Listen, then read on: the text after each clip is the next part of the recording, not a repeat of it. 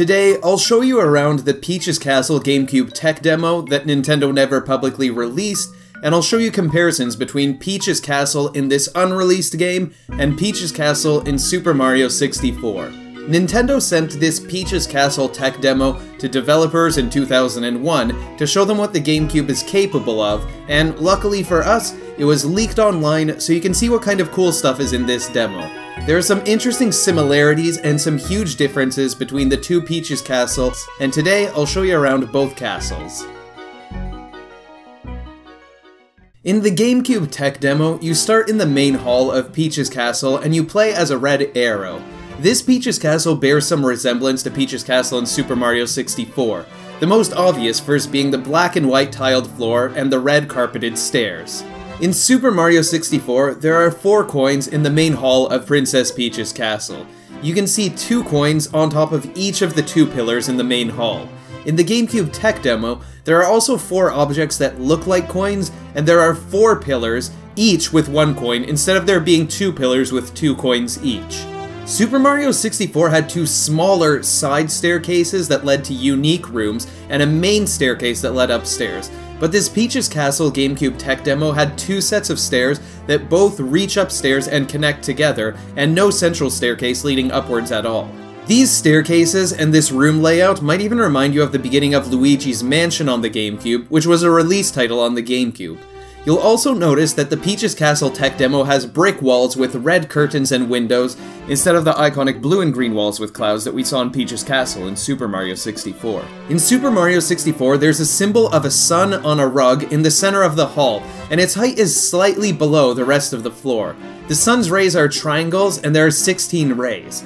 In the Peach's Castle tech demo, there's also this depression in the ground slightly in front of you, but there's a podium with 2 sun icons, and each sun icon has 8 points, for a total of 16 points, just like the number of points that the Super Mario 64 sun icon has.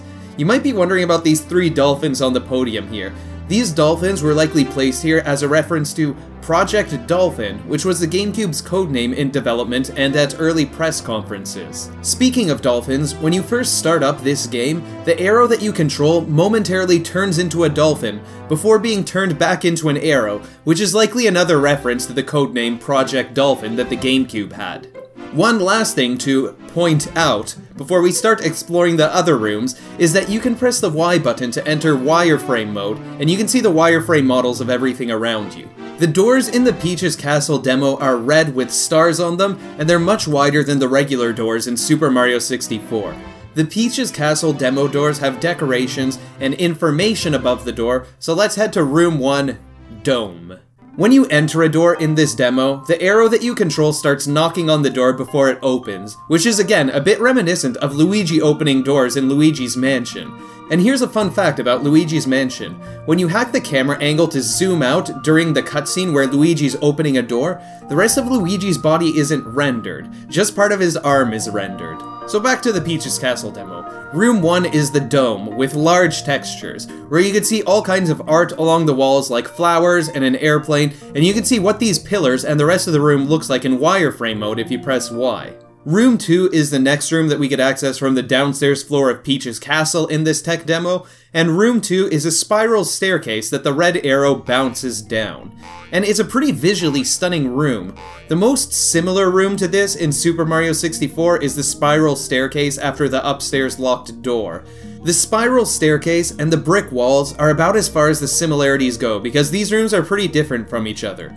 The Peach's Castle demo doesn't have a red carpet going along the spiral staircase, and there's this shiny central piece in the spiral staircase with a bunch of stones that's pretty visually stunning for the time that something like this was being released. This room also has windows, which is another difference between the GameCube tech demo and Peach's Castle in the original Super Mario 64, and the spiral staircase is noticeably a lot bigger in the GameCube tech demo than in Super Mario 64. One last difference between the 2 spiral staircase rooms is that the spiral staircase in Super Mario 64 leads from the main hall up the castle, while the GameCube tech demo's spiral staircase leads downstairs. There are stairs that lead to the basement in Super Mario 64, but this isn't a spiral staircase. Once you reach the bottom of the staircase, you can enter Room 3, Anti-Aliasing and the Hangar. Now, as far as I'm aware, there isn't an airplane stored in any room in Peach's Castle in Super Mario 64, and that would be quite the discovery if anyone did find that. HT-62 is written on the side of the plane, and I was wondering if this is making a reference to something, Nintendo or not. My searches for HT-62 brought up many results, but none of them seem to at all be related to airplanes or the GameCube tech demo. If anyone has any ideas of what this HT-62 could mean, I'd be really happy to hear what your thoughts could be in a comment on this video. In the background of this room, there's a gray pipe that looks like a garbage bin, and you can go down this pipe to enter room 4, the cave. There is a cave level in Super Mario 64, there's Hazy Maze Cave, but this isn't really similar, and there isn't really a rocky area like this anywhere in Peach's Castle. However, there is an unused rocky texture in Super Mario 64 that was ripped from the game.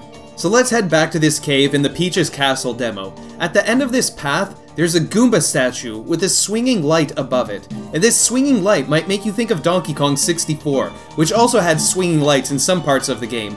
But this difference in graphics shows just how big of a leap we had from the Nintendo 64 to the GameCube. Even though the GameCube didn't sell very well compared to some of Nintendo's other consoles, the graphical leap from the Nintendo 64 to the GameCube was seriously impressive. We can exit through the same pipe that we entered from, and instead of being brought back to the room with the airplane, you're brought back upstairs to Peach's Castle. And this here is a one-way door. You're not able to enter this door from here, and you spawn at this door when you leave the cave through that pipe. Door 5 leads us to the Cinema Theater. This is a room that looks like a movie theater with several projections moving across the screen, showing a heart, a star, and a clip that alternates between showing GameCubes and a GameCube disc. In this room, if you look behind you, you can see that there are projectors that are moving around and spinning, and these are the source of the images that we're seeing on this screen. Perhaps unsurprisingly, if we switch into wireframe mode, you don't see the projected images on the screen because they don't have a wireframe. Room 6 is another upstairs door that leads us to Metal Mario. You are now in a room with Metal Mario, who is on a spinning platform and doing a disco pose. This platform has another 8-pointed star, just like we saw in an earlier room, and this platform is raised above the ground instead of depressed into the ground. There's a space-like design on the walls, the floor is tiled but the tiles aren't black and white, and there's a window in this room as well. The next room, room number 7, is How Many Coins, where you can hit a box to spawn a bunch of coins, and you can mash this button, you can turn on wireframe mode to see what's happening, and you can see how many of these objects the GameCube can handle spawning at once.